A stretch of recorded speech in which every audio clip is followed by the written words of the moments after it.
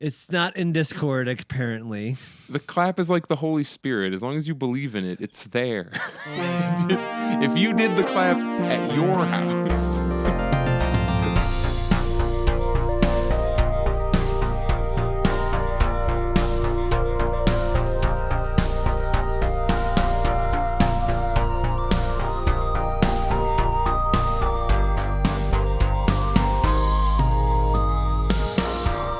Hello and welcome to Last Minute Politics.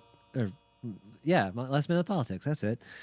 Yeah, but your intonation was the Drag It show. You're not wrong. I've caught myself doing it. Like, I have been part of Drag It show so much. I've got, listened to some Doom things. I'm like, fuck, I did Zanny's intro, damn it. Hello, this is Last Minute Politics. That's politics and last minutes together.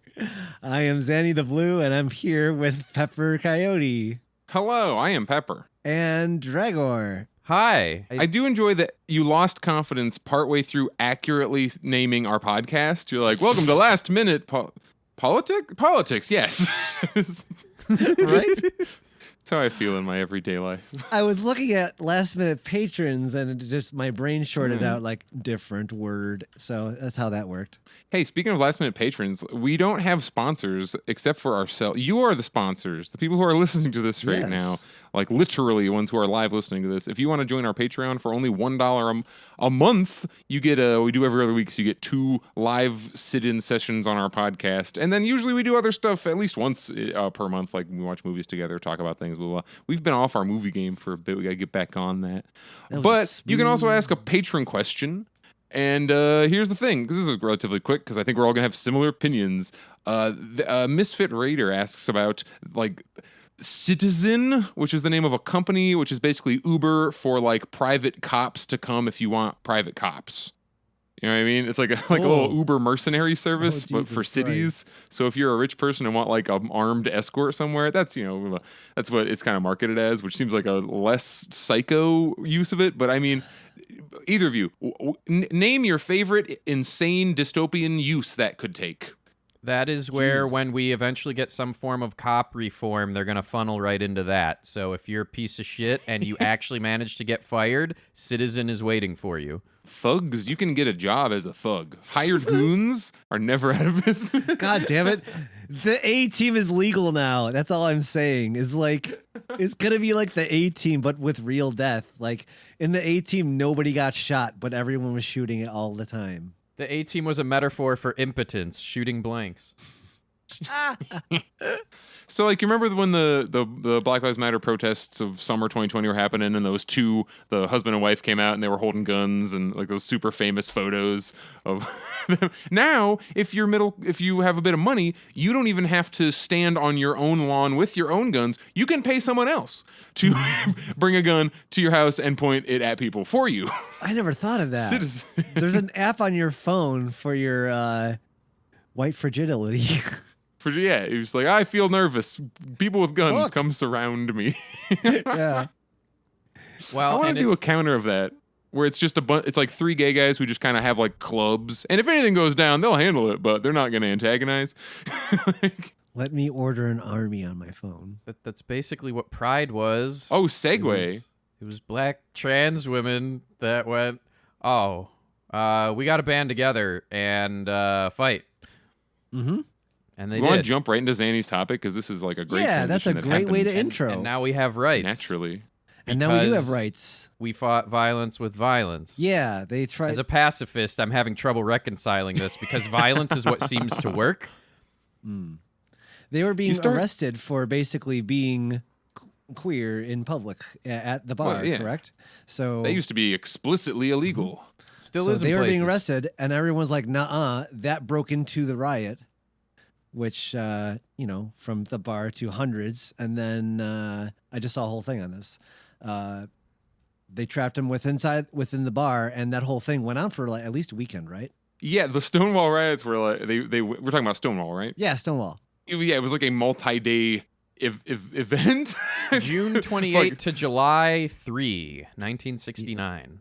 Yeah, it started out as the cops came into, because at the time in the 60s and before that, heck, all the way up through a lot of the 70s and even 80s, if you tried to run like a gay bar that was technically illegal, they'd be like, oh, obscenity, or they oh, that's a brothel, it's not actually a bar. They'd find some bullshit reason to like arrest you, even if if what you're doing is technically illegal. So the cops would just commonly, if you're at a gay bar, you'd always kind of be on watch because, the cops might show up and just start beating the shit out of everyone, like raids. They arrest some people. It was just dangerous. Just being out, doing anything with other gay people was just dangerous at the time. And this was an occasion where the cops did that, and the people in the bar said, fuck this, and started throwing bricks, and that snowballed into a multi-day conflict. Sure did. By the way, just to like skip ahead, in the year of 2021, if you are a trans person that has an unfortunate interaction with the police, your statistical chances of disappearing and outright dying are ridiculously high compared to most other demographics. That's horrifying. Yes. I don't want to sound like if you're like I mean, we talk about this all the time. If you're like a white dude listening to this, one way you can be directly useful now is just escort or walk around with your less protected friends, because the cops aren't going to do as crazy of shit in front of you. And at the very least, you'll be there to tape it. And then maybe after a year, they might convict one of them. I don't know. I don't want to doomer this shit, but it is a thing you can do. I was thinking about the only reason I would want to have female on my driver's license instead of whatever gender marker there is, neutral or a different one, is because if that's what my presentation is, I don't want to clock myself and say to this cop, I'm trans if I get pulled over. That's like... Yeah. It's basically like putting a little like T on your license for exactly. Do you get like, yeah? Oh, there's a J for Jew and an A for Arabic. Like it feels really creepy in our current climate. Like in a world where we didn't have those same like social nonsense, it would be cool to be like, I want to put freaking G on my driver's license just because I want to. Like that'd be fine. But at the moment, like you said, that just flags to the cops. Hey, this is a person I should mess with. And I can't think of any other times I use my driver's license for identification to fucking, I guess, check in to fly. The weed store. Shit like the weed store. You got to use it at the weed store and the airport. And the airport, yeah. So, Pride is coming. That means it's time for our yearly discourse of Kink and Pride, if you have not seen what everyone's been talking about on the internet lately. Some want to see it cleaned up to further push queer acceptance among the status quo, while others see it as a disrespectful dismissal of queer history. We just talked about the Stonewall Riots, with our rights having been found on their civil disobedience. So there was also types like Leather Daddies who are being asked to tone down for the status quo, when the original Pride was a protest against law based on others' discomfort. So like we said, why they were being arrested in the first place. And then many Pride events have day and night events, which some are more comfortable with. And they've enforced guidelines. But most arguments center around what is acceptable around children, be it skin or sex-implied costume, and really whether they should or have a right to be there in the first place. So what do you panelists say?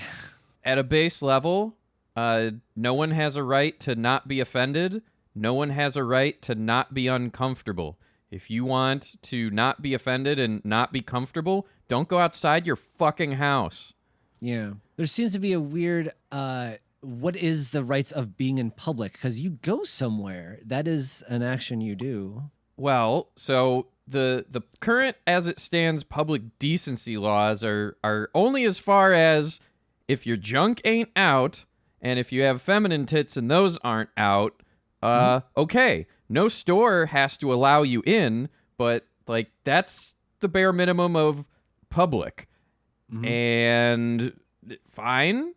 Like, I'm one of those where I don't care. Like, does a naked person by default threaten you? Does not even threaten. Wrong term. Here's the question for all of you. If you see a naked person in public who's just standing around, is that harmful?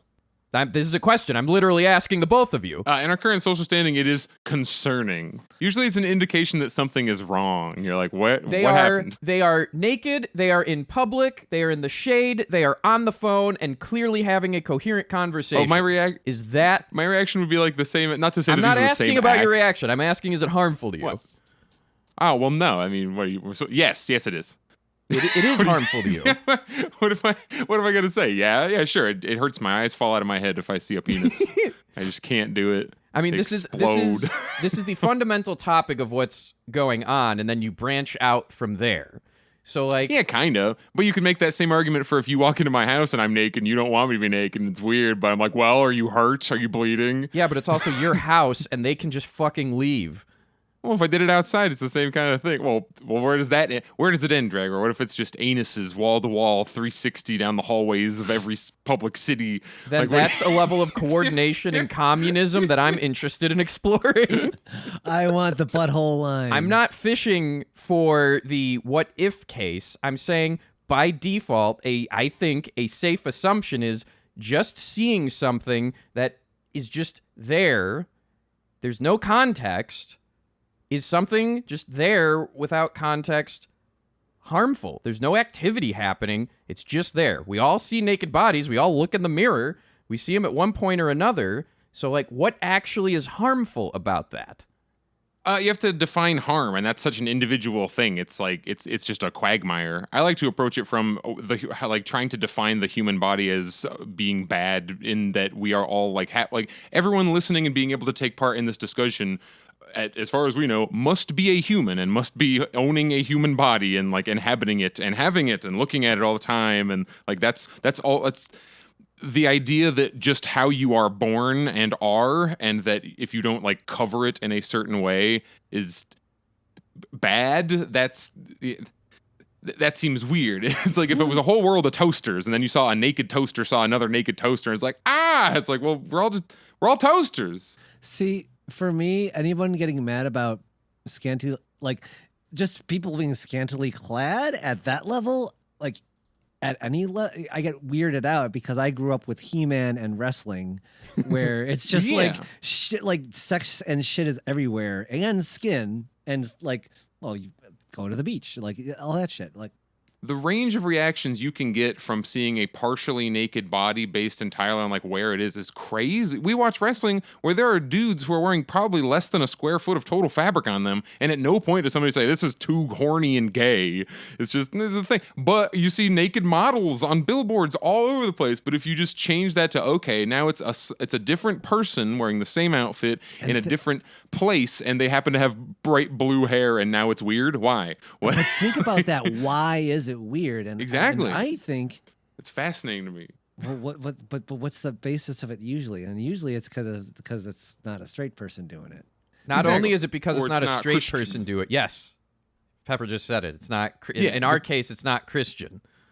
If everyone's assuming that what is good and what we base what is good on is what is Christian, and we use Christian and good as like synonyms, like America tends to do, like Bible says hetero, not hetero, therefore bad, and that's the basis of it. I'm seeing things about keeping BDSM outfits and kink out of pride, and I see it on Bob's Burgers, and I remember it on Night Court growing up.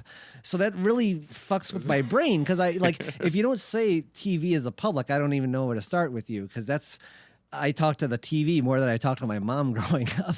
You get what I'm saying? And then you try define what fetish gear even is. They had pup hoods on fucking The Masked Singer. All the backup dancers were hot ladies wearing pup hoods, and again, because it was meant for straight men. It was seen meant at for, the Super from like a Bowl male even. gaze film study kind of perspective. It's it's implied that straight men probably like this scantily clad. Remember Madonna on MTV growing up? That shit was on just public TV, and people might say maybe it's PG-13 being on MTV or something like that. But people, at least, I think that there was like an uproar over that. And the thing I just said, which is another like mainstream network TV, NBC, nobody said anything. But then like a boob came out at the Super Bowl a few years ago, and that was like shut down the world.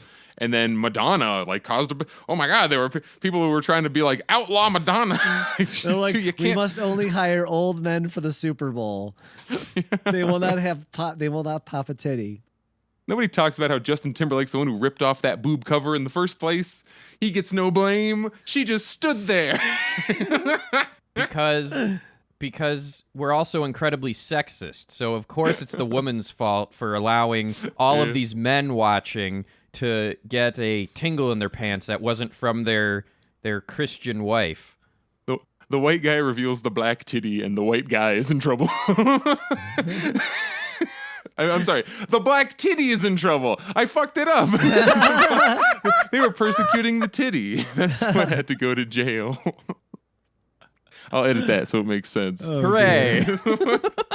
So, speaking of titties and the Super Bowl, we got to talk about corporations being at Pride. Like you have opinions about that. I always do. So Pride, like speaking just from like what Pride is, especially in Phoenix. I'm from Phoenix. That's where we also can't do Pride in June because we'd all fucking die. So we do it in the autumn, spring. I don't remember. I never go. I don't go to Pride because it costs like $60 to get in for to buy the permission to buy the $15 drinks. So like you're out $100 when you're holding a Bud Light at Phoenix Pride, and you're holding.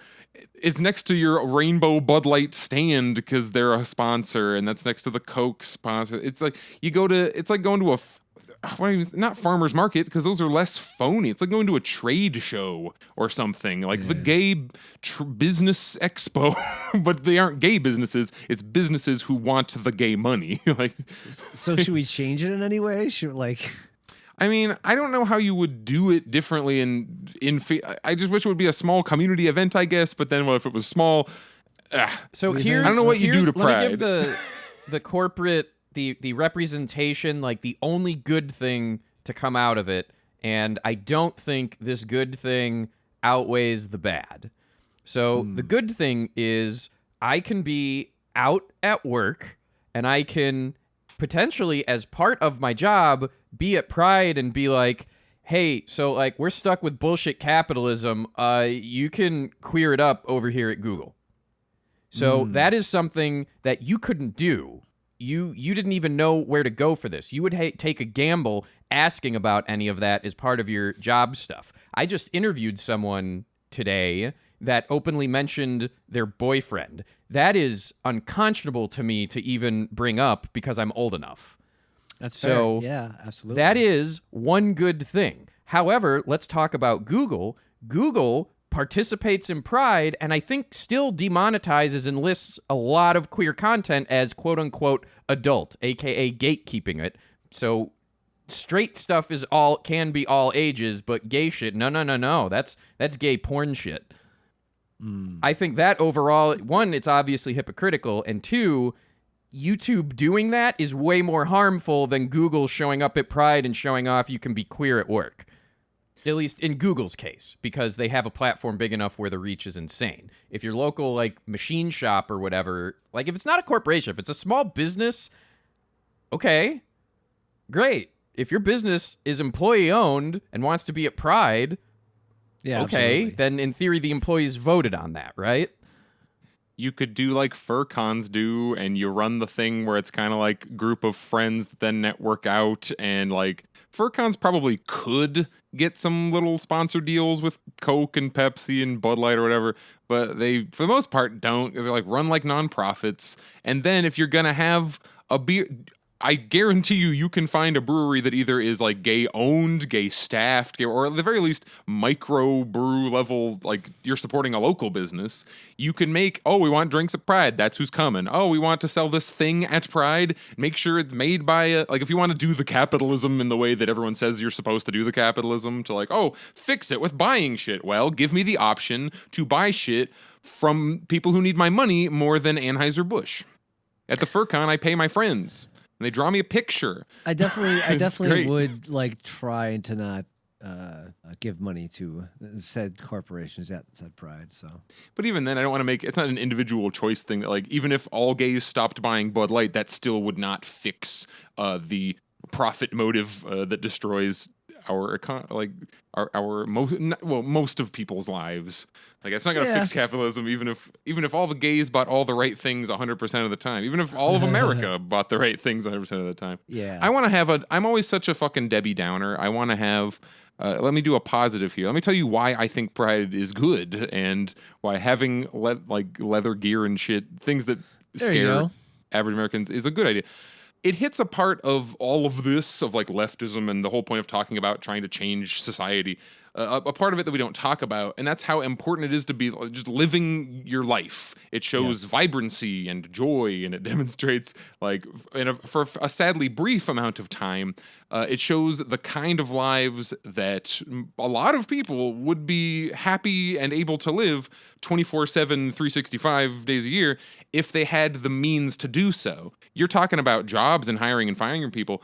In the society we live in, the most important rights to the gays end up being employment rights, making sure you can't get fired, because the thing that keeps us from being able to pride all year long is that you're scared you're gonna get fired, or you're scared that your landlord's gonna kick you out, or you're scared that your parents will kick you out because you can't afford to live on your own. It all comes down to like, fuck, I need to be able to pay my bills. And Pride gives us a brief glimpse into what people would be doing if they didn't have to worry about that shit. It also makes us look kind of cool and fun, and I think that's important because people want to join the cool fun group, and a lot of like people are like, "Oh, look at these! They're fucking wearing thongs and flipping off the police." Great. I want to bring up something a personal moment when I thought about it more.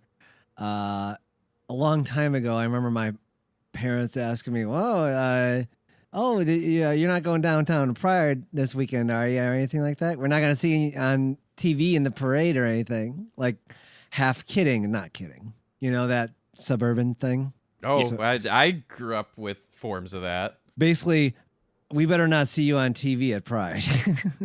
Yeah. So there's that whole, don't want to be associated with that because there's something shameful there. And it's like, what is the shame?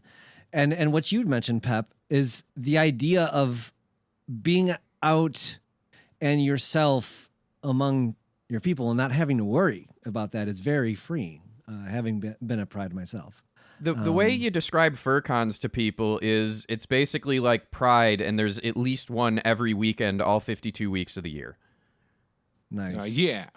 Totally. I've been spoiled in that I get to go to pretty frequent events where I can act however the hell I want, and at this point I have the material conditions, I have the stability that I no one can kick me out of my house for acting away unless it's like I do something so heinous to more that we that we like get a divorce.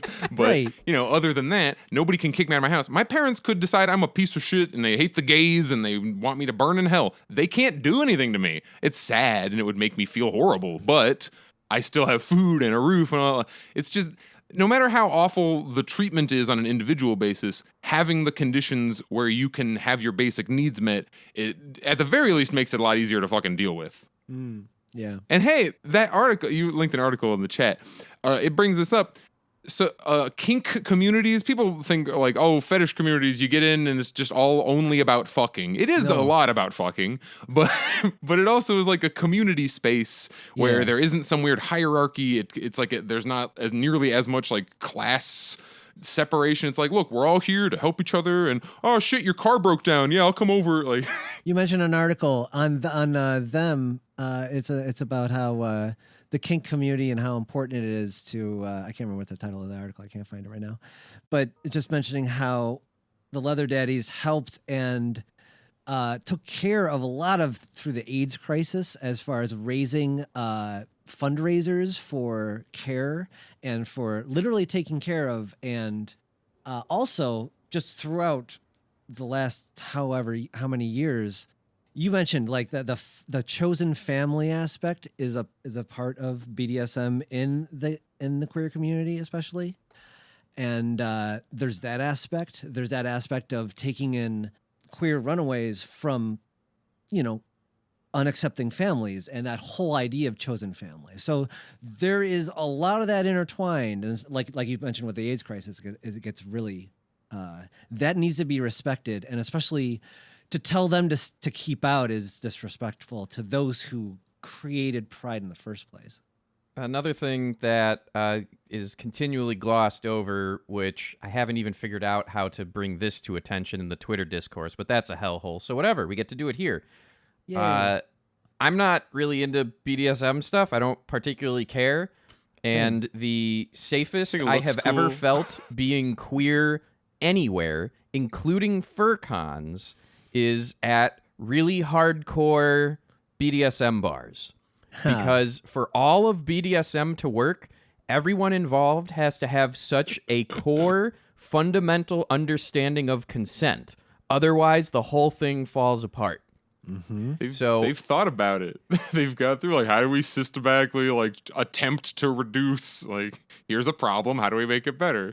You end up having big conversations about consent that you don't have at, like, your fraternity or your parents. Like, people just don't talk about it. So I went to, I believe was it Jackhammer? I went to Jackhammer in Chicago, and the basement bar is like, it has a reputation. The part that really has the reputation is the dark hallway. And if you're new, it is clearly explained to you. If you go into that hallway, this is the types of things you are consenting to where, like, you don't get to talk about it up front.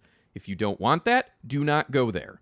Otherwise, the rest of the bar, I went and visited a friend who was working there, and he wanted me to get into my clingy lizard costume. And I was, like, terrified. I'm like, okay, but I already hate being groped in things. He's like, do you trust me? I'm like, yes. He's like, if you go, all you have to do, like, one person might put a hand on once, and as long as you say, hey, sorry, no, or up front, if asked, you say no, every last person who overhears will police if anyone else gets out of line.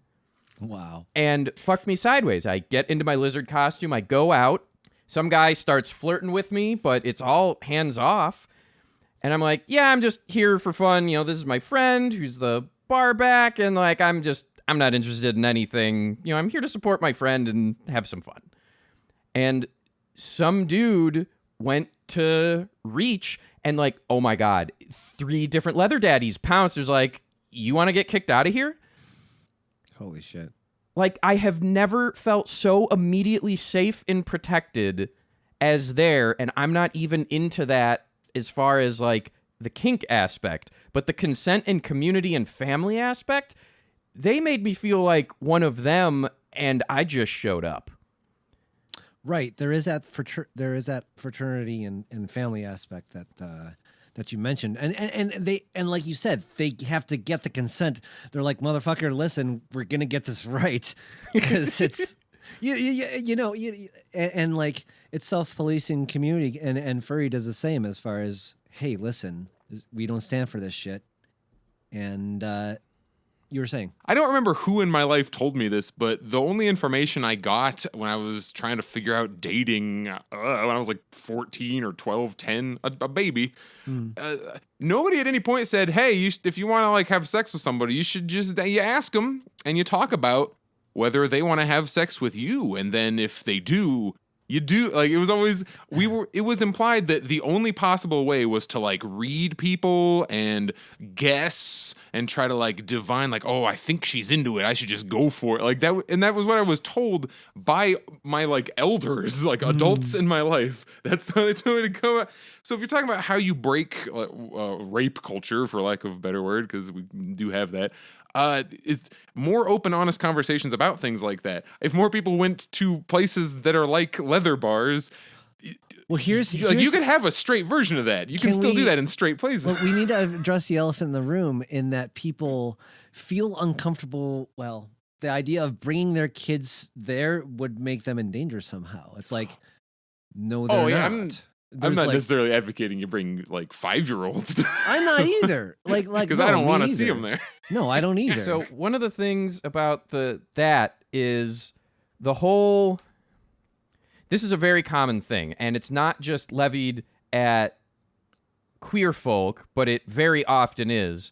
The whole think of the children thing is a pure punt on responsibility. Yeah. Because the parents don't want to have to deal with it. And, like, he's kind of a creep and such, and wasn't really all that remorseful, which sucks. But Louis C.K. had a great answer to queer shit in public. And he's like, someone says like, "Oh, you support gay stuff. What am I supposed to say to my kid?" And his response was, "I don't know. It's your shitty kid. That's your responsibility, not mine." True. At the basis of that is that like that kids should be protected from what the world is. I mean, some things, I don't want to let kids know that the world is full of violence and pain and misery. They don't need to know that right up front. But like, depending on who you are, you're born into it. Yeah, exactly. Like, that's a Are you luxury. kidding me?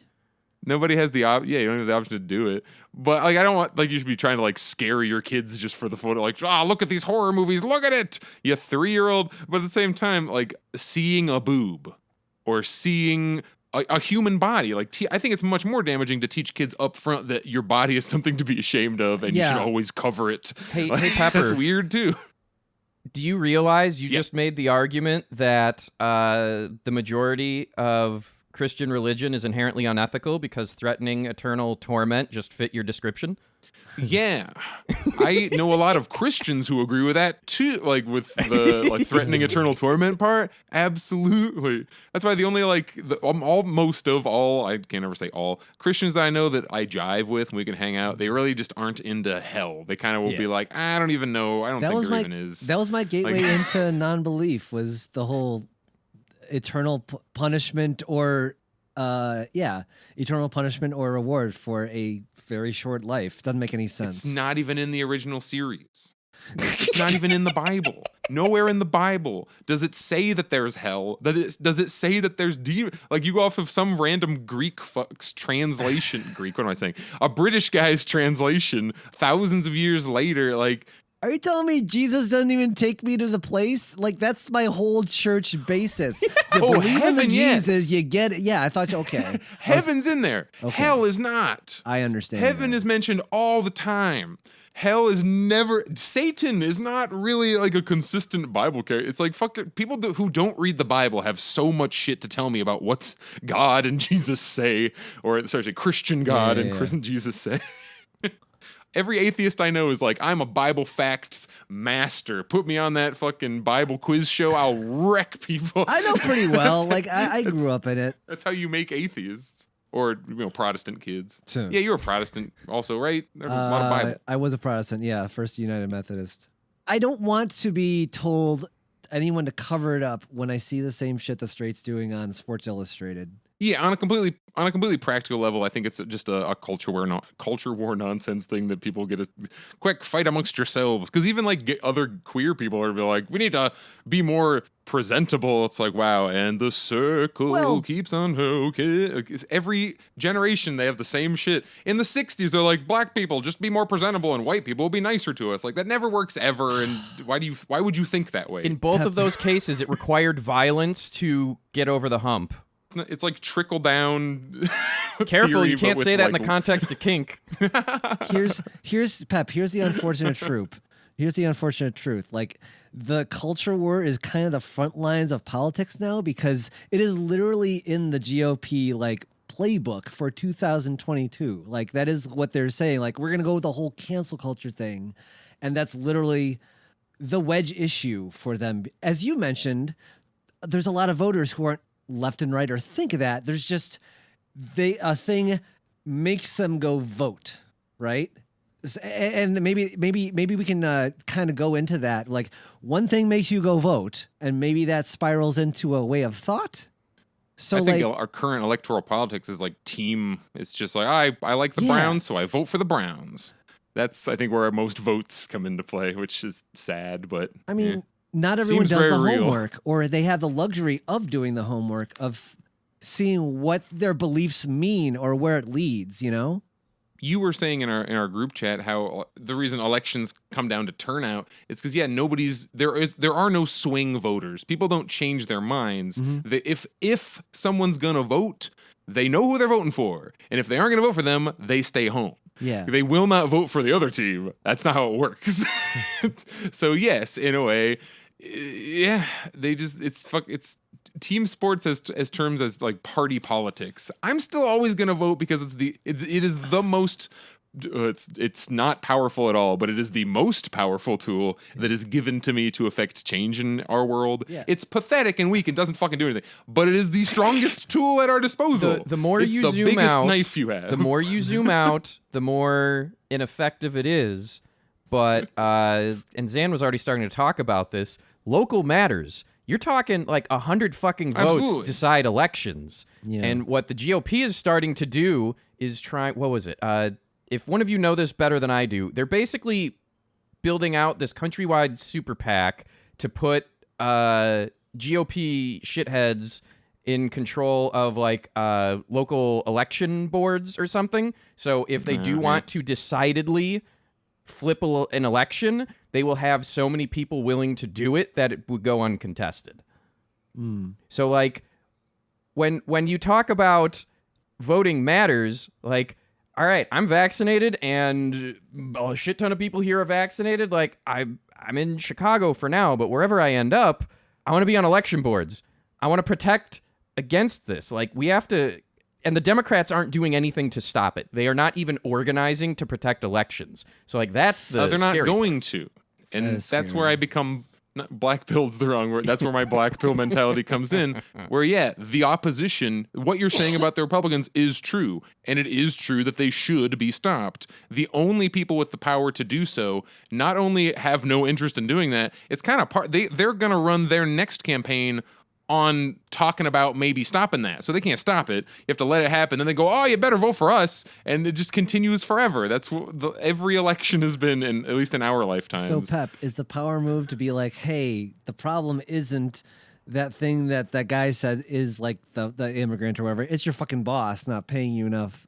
Like, that is the general message, right? Like, because we were talking about reaching out to the bigot, the person who is not all on our way of politics, like say someone you work with, you would still want that person to unionize your workplace kind of thing. When you talk about voting in parties, I think, tell me if this sounds off base, but that's like an ideological decision, right? Because if you ask a person why they voted Democrat or Republican, they will say something that's like an ideological answer. Does that make sense? Does that sound correct? Yeah, and it's usually they one think, like, issue. I'm of this and I believe this, so I voted for bam. Like that's how it's always framed. Mm-hmm. We all know, like everyone who's sitting here, how often do we spend time arguing over the definition of what conservative, liberal, socialist, anarchist, fascist? In the general zeitgeist, the American public does not have common definitions of any of those words. Everyone knows, people know this, and the people who are like the advertisers and the marketers of the major parties, and not even just the major parties, the fucking My Pillow guy, everybody, like people who want to make moves, the capitalist class is very aware of this, and I think they use that to just, it's continuous obfuscation, because now at this point, people who are rad libs at best are like, I am a Marxist, and it's like, you didn't even we're just throwing words around for points. So I just want to be to these people. I want to be to people like, hey, I don't know any of this stuff because I don't have time. But like, exactly, you don't have time because you're fucking working all the time, so you don't have time to learn this. Like, working people aren't going to go to 20 years of fucking philosophy courses. I've barely read enough theory for most people, and I used to have all day to do this shit. So I don't know if that's old lady Zan talking about fucking just like has the political literacy actually gone down in the fact that we do have less free time, you know? It sounds like I'm a downer, but I want to acknowledge all that and just take it as a given and say, okay, acknowledging that won't change first. That could change eventually, but that's not going to be the first thing to change. What do you do, or how do you essentially work around that? All the movements I've seen that are successful start with a bunch of people doing a thing to help like immediate area, something's happening. And then the ideology kind of flows from that because you're like, oh, why are we doing this? Oh, what did that do? Like, what effect did that have? And then it kind of builds off that. And they're like, well, there's a whole book about, and you eventually get like. Let's use the big example of Bernie Sanders in how he ran. Was not running on, I am a democratic socialist, vote for me. Bernie ran on the very tangible thing. Millionaires and billionaires are taking the fruits of your labor. He ran on Medicare for All and laid out, this is what you get if we do this. This is what no longer hurts you if we do this. And as you said, real quick, Dragger, as you said earlier, what people accuse him of is that idea of no free lunch. Oh, this is going to cost too much. They don't deserve it. The deserving part. If someone gets something someone doesn't deserve. You were mentioning that as Americans will not get a thing that helps them if they are so brainwashed into you need to deserve it. I know I have a good friend, so like I'm lucky in that, you know, I got some cash a couple of years ago because my great aunt passed, right? And I'm like, hey, friend, I know you're struggling and you need a better tablet to do the art to, you know, pay your mortgage, right? And like he wouldn't take charity because he didn't earn it. Like there was even no negative to someone else. And like this is a thing you are taught and conditioned of, you got to work for it. Oh, yeah. Like the idea of a handout is shameful or something. And like, I don't think you can possibly intellectualize people out of some of those instincts because it's just how you're raised. You're just born in it. You swim in these oceans, therefore you are wet with their waters. It's like, here, I'm covered in shit, or you're covered in shit, and I'm sparkling for no reason. Here, have $10. That is the rich thought. So since we all recognize that ideologically, Americans don't even know that everyone has an ideology, but if you ask someone what it is, they'll tell you something. But after you've gone through enough follow-up questions, they might not even follow the label that they've assigned to themselves. So I think when we're talking about what we can actually do in our lives, I think the most useful thing you can do as a leftist or an aspiring leftist is help people in your general community and know that they are not gonna, like, you're not gonna, while you're helping people, the actual working class, your average American, I don't want to say they're all assholes, but they are not necessarily going to fit the same sensibilities of like the perfect way people should act that you get the impression of if all you ever do is talk to people online, which I don't mean as a kids in your internet, get off the internet. But no, people who are struggling, the people who are the most shit on and we want to help the most, when you talk to them, they're not like, it's not, they're probably going to use the wrong forms of language. They're going to be like, racism is probably in there. We live in a racist country. Like they're probably not going to have great trans people opinions depending on who you're talking to. But usually that's not going to come up if you're like trying to give them lunch. Yeah. It just doesn't usually become relevant. So it's not that people's labels and identities and selves don't matter. They absolutely do. And people of minority classes are affected more so by the negative things I'm describing. But when you get down to the nitty gritty of saving or helping or just doing things with actual working class people, like it's messy and people are gross. And are we prepared to deal with that? That's where I don't have a conclusion. I previously said teaching Christianity to kids is inherently unethical if you do the hell route.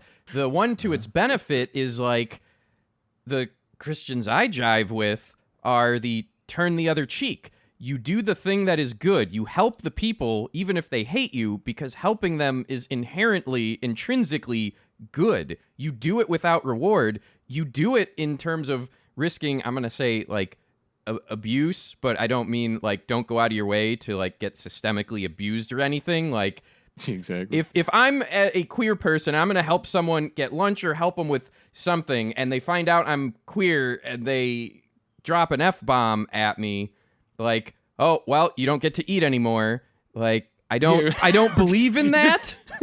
You're going to have to, at the very least, address this. Oh, the same thing. If we're with a group of people volunteering and doing great things, if someone comes out with some, like, says something weird, we're not just going to go, oh, that's fine. You can just say the most heinous things and no one's going to challenge you. That's also not it either. But I think it's more effective to, like, if you're in a group of people who care about each other and mutually help each other and doing that, they're going to be more receptive to you saying, hey, why are you saying that? That's a Yes. fucked up thing to say. And if worst case, you might have to kick their ass. And then the next day you are like, okay, we're back to work, Bill. Like, but that's different from like, all right, I'm going to start an online campaign to cancel Bill and get him fired. Like it's different shit. Yeah, you unfortunately don't. If you shut off the lines of communication, you don't win anyone over. So I think that's There what is you're no. getting at. I love the fucking Lindsay Ellis thing. She said, there is no racist island that we're going to send all the bad people to. We're not going to start camps. Like, they're going to be in our society, and you can choose to either do everything you possibly can to, well, not everything you possibly can. You can spend your time on people who aren't dicks, but rehabilitation, and hopefully, as long as I'm not completely wrong about everything I believe in my heart, when people's material conditions are improved and the false competition that is forced on us by capitalism is removed, a lot of our like animosity towards each other is going to be removed too. I think. I hope. I Dream. Can I say there's a lot of weird? It's gone. Yeah, there's a lot of weird competition that is pushed by capitalism. It's kind of like it's a magical grease of all the bullshit. I got it. Yeah, go ahead. Because of the artifice of competition that we have under capitalism and how it's primarily luck. And so like when I say luck, Yes. you look for scapegoats because our brains are wired to find patterns. So this is in no way an excuse for bigotry or racism, but I'm kind of in agreement with Pepper where like the more you squeeze people, the more an idea like that is likely to take hold. And it doesn't absolve it. To be clear, it does not absolve it. But Gotcha. any stereotype, positive or negative, like in my industry, of course there's a lot of Chinese immigrant math programmers. They're all math whizzes. That doesn't need to be the case for doing math-based programming in our comrade utopia. Like that goes away. It's there to explain something away that already is there artificially and not for that reason. We all know there's enough food and housing for everybody. So anytime that you're forced to quote unquote compete with any of your fellow workers for anything, that's getting pushed on you by somebody. It's not their fault. They don't have an option. I do think there will still be a lot of, bullying and competition in sports and that's still there that's will where be the an competition inherent goes. thing that will just, they'll still be there, of course. But like, I do think like capitalism just exacerbates everything so hard. You just change the stakes. The stakes of the competition should never be whether or not somebody gets to eat. What is basketball to most like, inner city black kids? It's your fucking golden ticket out of the fucking, it's terrible, but it's true. I grew up in it. That's my favorite Dave Chappelle, most real Dave Chappelle thing where he's like, I tell these kids, you got to learn to dance, sing, play basketball, something. You are trapped. You've got to perform your way out of these situations. Do something that makes these white people give you money. It literally is because they won't otherwise. Yeah. If you have a black sounding name, you might not get the job, that is a very real thing. And that you can't check for that half the time. We can write protections and stuff, and we should. There is a lot of inherent racism that you can't, until it's gone more, but there will always be some that will affect minorities. Oh, yeah, they will always be affected more. Mm-hmm. It affects all of us. They just feel it the most. I say they because I'm pretty fine. I'm all right. I'm not like most persecuted. You kind of mentioned it. It's how much you can hide it from those looking from just looking at you, basically. Like you said, you can pass for a straight. Yeah. On the I can road. look like a middle class. Like I know the right words to say. I luckily have an accent that is neutral enough that people don't like automatically dismiss me because of it. My skin tone. I'm very tall, which helps. People just like tall people. Whereas minorities can't quote unquote pass, if you will. You can't slip through this. part. Well, I mean, I also am a benefit when people say white privilege. What really is the ruling class of America was white from the beginning. We imported a racially different underclass for the specific purpose of making them the underclass. So America, it's just literally color coded our own fucking classism from the start. But then when there's documented, I never know the name of this fucking thing, but there was a little rebellion, and it was like free slaves and poor white people, like indentured servants, and they all started teaming up and like going for like equality and rights and shit. And they're like, okay, so white people get like 2 more rights. And then white people are like, ha, all right, I'm out. Like, it's used as a tool to like break us up, make us fight amongst each other. And it always has been, because the only thing that can overpower, they're so outnumbered, they have to keep us fighting amongst themselves, just like our chat's saying right now, Misfit. I totally agree. In America, it's just way more blatant than most places. Is there anything else you wanted to touch on that like you kind of mentioned in your notes just really quick? We've been talking about it because like when I say this is I've been going through kind of a philosophical soul search over the last couple of weeks where I need to insulate myself from the fact that both like putting all of my energy into the Democratic Party is wasted energy if I want to attain my goals. Their interests are simply not aligned with mine, and trying to create working class politics within bourgeois politics, which is all we have right now. It's impossible. It's like trying to you just fucking try to sneak into a factory and make your own different factory inside. It's like, nah, you got to do it away from them, I guess. So like, what can I actually be doing?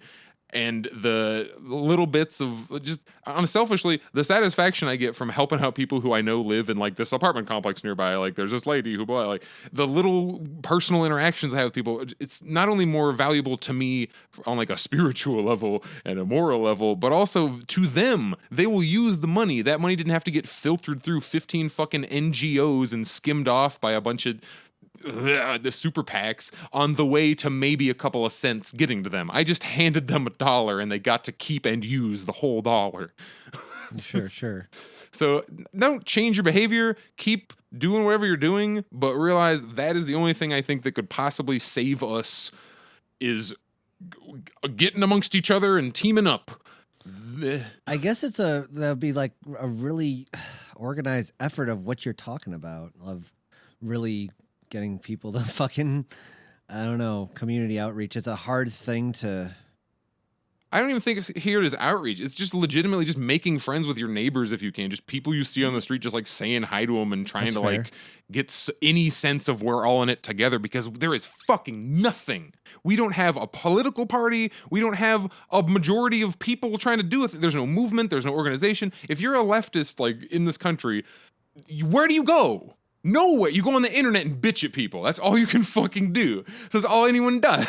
And I feel like I'm in a black hole over here. And the way I'm trying to escape that is I'm reframing like, okay, let's take all that as a given. That like most people just either don't give a shit or don't have the time to give a shit, do not even think about their ideologies. They're fully brainwashed. They're just full on neo-lib. Everybody. What do we do if that's just fact? And this is my way of circling around it. Do good works amongst your people. Did we lose a dragger, or are they just muted for? Oh, they AC repair, remember? So they may have just fully had to go. Gotcha. Okay, fully had to go. Okay. Well, that was my favorite like few seconds of me talking. I got to yell a little. Wonderful. I'm a human. The human. What? That's one of the what's his fucking name? The InfoWars. He yells, Jesus Christ. I got a heart that's big. I'm a human. I'm a human. Like, and I almost get what he's saying to that, because it's like, look, like I talk about the vitality that pride can show you. It's like all day you're forced to be a machine for capital, a robot, a cog in it. I'm a human. I have needs beyond making money for other people. And I want to get to a place where we can do that so badly. I just want to work for people and not soulless entities that funnel money to one guy. I hear you. It is hard to reach out to your neighbors somehow. And we do know our couples around here, but the suburban fear is the suburban chill is a real thing. And we're still feeling the effects of stranger danger, but I do agree. I think the smallest. I've just straight up. I've gone full circle, or now I'm encouraging people to give money to drifters. Just if somebody's like, if they're standing outside the liquor store, I'll be like, "What do you want?" and get it for them. That has done more positive material change for that person than the entire Democratic Party has in the Biden administration so far, at least. There you go. Holy shit. Like, this is an off thing, but I think the one experience, the real life experience that flipped my opinion on giving money to just randos is I was biking around and I was just in a mood, and there were two guys kind of not arguing, but it's like the guy running the walk-up window to the liquor store. It's a liquor store with a walk-up window because it's super classy. He's like, you got to get out of here if you're not buying anything. And they're like, oh, fine. And I just walk up, I'm like, hey, like, what do you want? And he's like, oh, I'll have $1 beer. And that's all. I was like, get whatever you want. And he said, I want a $1 fucking item. I'm like, okay, this is not people trying to scam me. This is not, a secret rich person who dresses up like a homeless person for money, which, God, I've heard that story a lot. That is not real, and no one does that. That homeless person gets in a Ferrari, and it's like, fuck you. I swear that was like a famous news section by John Stossel or something. It sounds like something that must have been Tom Green doing a sketch, and they're like, it's news. No, I totally remember like that news segment going around. That is totally the suburban. This story. guy buys lobster with his food stamps. I do remember that one. That was a specific. This guy buys what? There's a beach guy. There's this guy on the beach. He's like, I don't work and I don't want to work. Fuck you. And he's like a guy living in a van on the beach, and he bought lobster as his food stamps. It was a news story. Yeah. And it's like, well, yeah, that seems a little ridiculous. Why is that on the news? How come that's what gets shown like that? Because it's just obvious. It's character assassination on fucking poor people, and I'm sick of it. I grew up with NBC or someone doing this story on the Chicago street beggars that bring in several $100,000 per year. That's the one. That's the one I was talking about. Yeah. Fuck that. Fucking nailed it. How about we run a story every time a billionaire is seemingly getting caught clearly kid diddling through Jeffrey Epstein? Right? I don't want to get into the whole thing, but speaking of shit the news doesn't talk about, Bill Gates' wife decided to divorce him. Coincidentally, about 2 years ago, the process started, which is exactly when they found out that him and Jeffrey Epstein were hanging out all the time. How come every billionaire needs to put their penis near children? Why is that a thing that billionaires just seem to want to do? Armchair psychology. When you're a billionaire for that long, part of being a billionaire is getting there, is you're a sociopath and you have to exert power. So when you're Bill Gates and you have crushed out of thrills? everything, yes, you're bored with life, and being a good person doesn't do anything for you. He tried curing malaria and went, that didn't get my dick hard. Pepper. No. He tried money laundering through a cure for malaria. There is a documentary somewhere on Netflix about a kid of Johnson & Johnson, and basically what it's like to be a kid of the 1%. And these kids just do so many fucking drugs because they don't know what to do anymore. Yeah. What do you do? So that happens a lot. Fucking wealth is wasted on the rich. Oh, big time. Big time. They don't, All right. If you want to give us money, we have a, lastminutepolitics.org. Yes, we will only do some drugs to medicate our daily lives. We'll only spend some of the money on drugs, and it's only weed for the most part. Exactly. Weed and hormones. Weed and hormones. Luckily, mine's being paid by the government. Thanks, JVP. That's good. I mean, that's how it should be. But also, it's good. Oh, I'm so fucking happy that I have healthcare. Right. Hey, that's my last thing I want to say. Go see what benefits you're eligible for, because if you make under $25,000, you probably qualify for at least free healthcare. Yeah. Bye, I'm Pepper. Who's Oh, I'm Zanny. I am sweaty. I mean, I am disgusting. I mean, I am Dragor. Sweaty. I'm sweaty in air conditioning. I'm fine, and I'm dry. Everyone yell bye at the same time. Bye. All right.